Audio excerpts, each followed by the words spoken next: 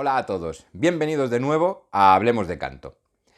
En esta ocasión tenemos un invitado que no es cantante. Como os hablé en el vídeo de presentación, íbamos a hacer entrevistas también con otros profesionales que no son cantantes, pero que están relacionados con nuestra profesión. Contamos en esta ocasión con el maestro Andrés Máspero, director hace ya algunos años del Teatro del Coro, del Teatro Real de Madrid. Fue el pasado mes de febrero que le solicitamos esta entrevista. Él accedió amablemente, nos recibió en la sala de ensayos del coro, como vais a ver, y tuvimos una agradable e interesante charla con él acerca de diferentes aspectos de nuestra carrera profesional. Bueno, vamos a ver las diferencias que hay, según su opinión, claro, entre un cantante de coro y un cantante solista, a nivel psicológico, a nivel técnico, a nivel de formación, que también es importante. Él nos va a dar su punto de vista sobre si el coro puede ser o no puede ser una buena manera de iniciar una carrera en la profesión. Y en fin, vamos a tocar otros diferentes aspectos de la carrera que siempre es muy interesante tratar con alguien que no es un cantante o que no es un maestro de canto. Espero que os resulte interesante, como parece ser que os vienen resultando interesantes las entrevistas hechas hasta ahora. Y bueno, ya sabéis que cualquier comentario o sugerencia abajo será bienvenido para, a la hora de enfocar las siguientes entrevistas que vayamos haciendo en vuestro canal. Muchísimas gracias por la acogida que el canal ha tenido en esta primera temporada. Muchísimas gracias por vuestra atención y espero que siga siendo de vuestro interés. Un saludo a todos.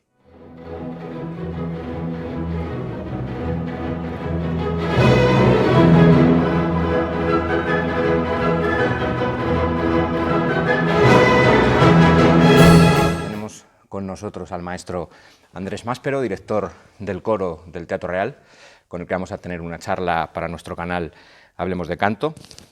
Empecemos con la primera pregunta, si le parece. Cantar como solista y cantar en un coro son dos cosas evidentemente distintas, ¿no? ¿Cuáles diría que son las principales diferencias a nivel técnico, artístico, incluso psicológico, si se le ocurre? Más psicológico se me ocurre, porque siempre buscamos, los maestros, voces excelentes que puedan hacer la carrera de solistas, porque es importante que el coro esté formado por excelentes voces, con buena técnica. A los cantantes se les puede pedir cualquier tipo de recurso técnico que lo puedan realizar. El conjunto general del coro es importante que tenga buenas voces para que el conjunto general tenga una buena calidad. Cuando usted está en una audición para seleccionar aspirantes al coro, ¿cuáles son los principales aspectos en los que se fija? Bueno, es muy importante para el coro. En esto sí, por eso decía antes, psicológicamente puede cambiar la cosa entre la carrera del solista y la carrera del integrante del coro. Yo lo llamo artista del coro, porque el artista del coro es el que tiene no solo que estudiar la música, sino luego estudiar los movimientos y las reacciones a nivel actoral. Lo que buscamos es, lo que mencioné antes, las buenas condiciones y la técnica que le permita a él realizar lo que uno le pide. Pero al mismo tiempo, lo que naturalmente es un poco relativo para el solista, pero para el integrante del coro es importante que tenga una lectura veloz. En el teatro de ópera se trabaja con muy poco tiempo, por lo tanto es necesario que el coro sea lector, que tenga una lectura veloz. Entonces, ¿qué hacemos para lograr este objetivo? En las audiciones de incorporación de elementos para el coro, se solicita primero mostrar la voz a través de un aria, luego para mí la vocalización es importante, pero tanto puede ser antes de cantar el aria o después de cantar el aria. Se supone ya que el cantante viene vocalizado, pero yo le tomo una vocalización para saber en qué condiciones está el instrumento. Esas 2 octavas y media, 3 octavas que pueda tener el candidato. La parte quizá más importante es la lectura a primera vista. Entonces, yo escojo, por lo general, o cualquier maestro puede escoger una obra de su elección, y yo normalmente escojo el Moses und Aaron de Schoenberg. O bien en este coro he realizado audiciones con la ópera Cardillac de Hindemith. O sea, lectura ya un poco más compleja que permita visualizar directamente cómo es la agilidad, la rapidez del cantante cuando tiene una partitura delante. Se ha dado el caso porque existe la idea, ¿no? Uno oye por ahí, de algún cantante que viene a hacer alguna audición para el coro y es descartado porque es demasiado bueno como cantante, como a veces hubo yo uno por ahí como excusa. No me han cogido porque soy demasiado bueno para el coro. Yo creo que eso también a nivel psicológico es un poco, no es real. Digamos, solo pueden ser descartadas las personas que por su técnica o falta de técnica o timbre tengan un timbre que va ¿cómo se dice?, a surgir por encima del grupo, de la masa, que va a aforar. Cuando esta voz no se controla, entonces ahí tenemos un grave problema, porque tendremos una cuerda completa de X cantidad de tenores, pero tendremos uno que por el timbre y por la manera de cantar, o a veces uno evita el término gritar. El verbo gritar no debe existir porque es muy peyorativo, pero es que a veces fuerzan tanto la voz que llegan al límite del grito. Entonces, estas son las voces que pueden ser descartables. Nosotros hemos tenido ese problema dentro del coro aquí, por ejemplo, en el Teatro Real, y hemos tenido que prescindir de esas voces, porque no, es que, volviendo al anterior, es la falta de técnica.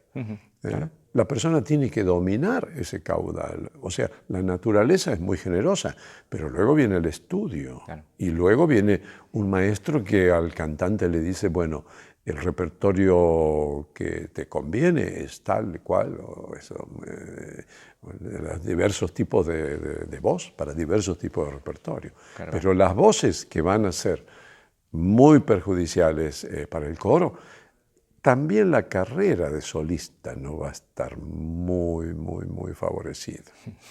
Sí, claro, si estamos hablando de dominio técnico, es imprescindible, se haga lo que se haga, está claro. Muchos jóvenes cantantes están pensando en audicionar para un coro como una forma de comenzar su carrera profesional, ¿no? Como para después dar el salto como solista. ¿Cree que ese planteamiento es acertado?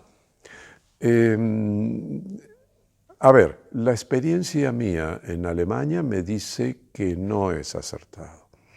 En España aún no hemos tocado ese terreno, pero ¿por qué digo esto? Porque un cantante que quiera hacer la carrera de solista en Alemania no puede decir que canta en un coro. Desde el momento que lo dice ya no lo tienen más en cuenta como solista. Yo siempre... en los años que he estado trabajando en Alemania, siempre he encontrado esto como un error garrafal. No hay nada que invalide que una persona dentro del organismo pueda luego prescindir de ese organismo y comenzar su carrera de solista. Yo tengo un nombre muy importante en la lírica, que es el tenor Raúl Jiménez. Con Raúl Jiménez hemos trabajado juntos en el Teatro Colón de Buenos Aires. Ahí lo he conocido yo, era un tenor primero dentro del coro, pero participó en 1 o 2 temporadas. Luego comenzó a audicionar en Europa y abandonó el coro y tuvo una fulgurante carrera internacional.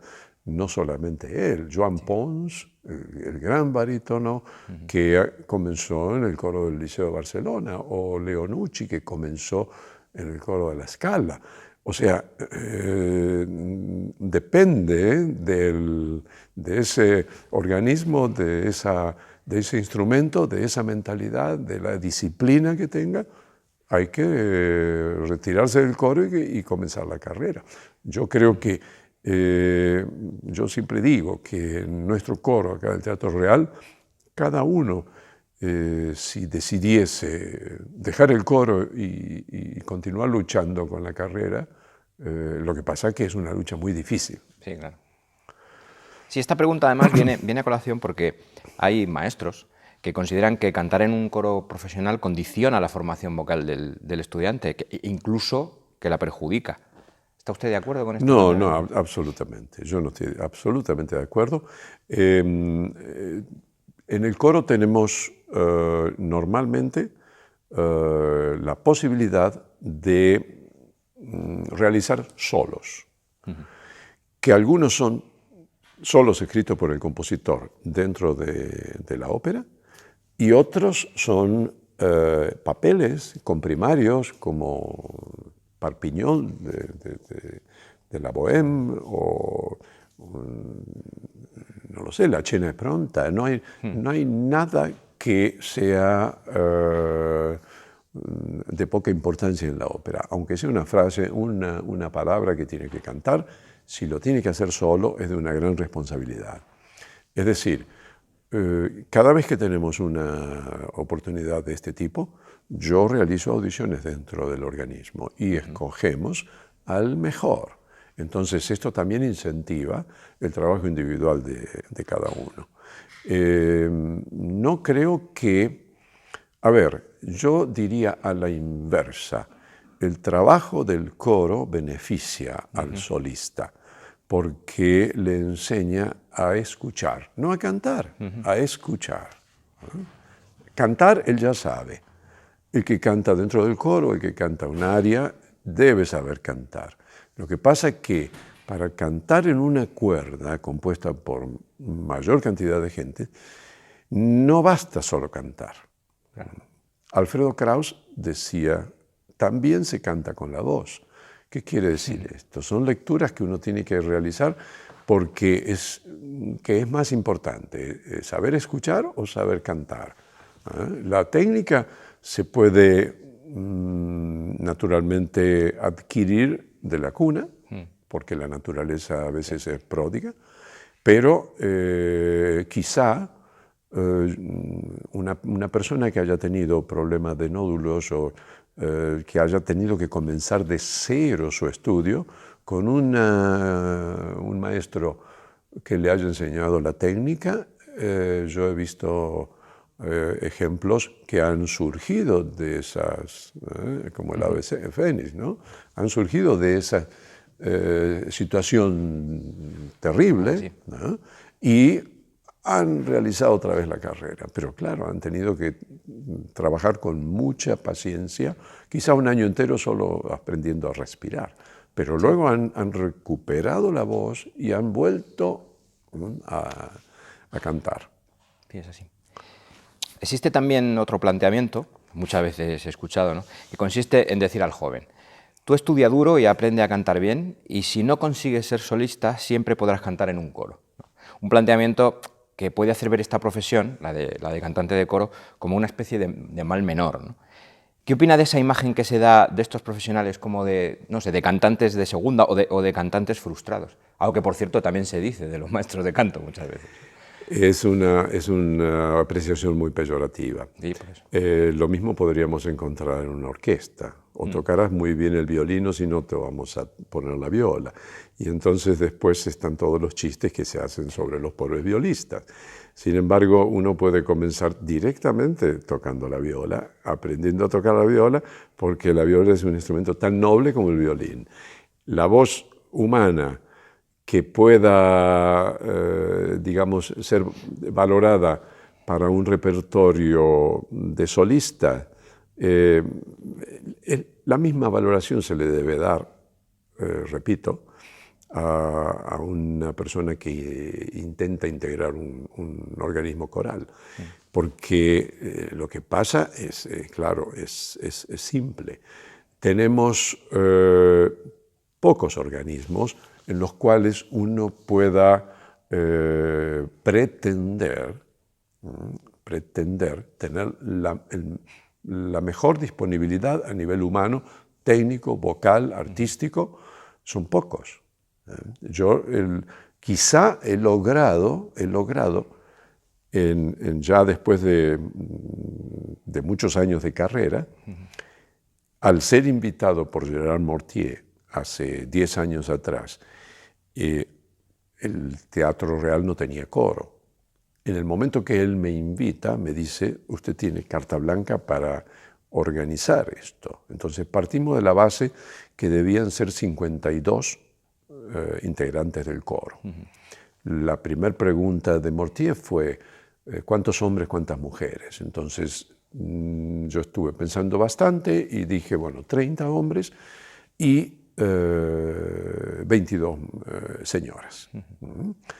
Siempre en la ópera tenemos necesidad de mayor cantidad de hombres. Sí.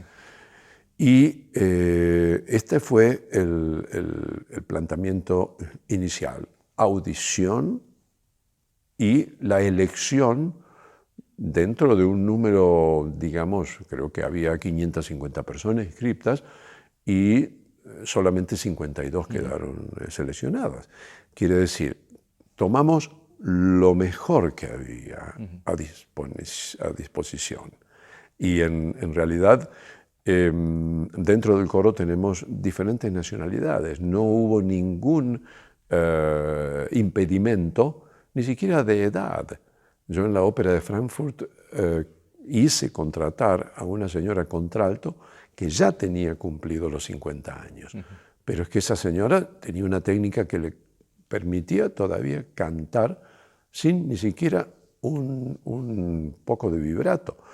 Tengo entendido, después de tantos años, yo dejé la ópera de Frankfurt en el 2003, no, 2004, tengo entendido que continúa cantando la señora. O sea, no hay límite en ese sentido, ni de edad, ni de, digamos, solo si ya esa voz está avejentada, sí, no por los años que han pasado, sino por el mal uso que se le ha dado o el repertorio mal escogido.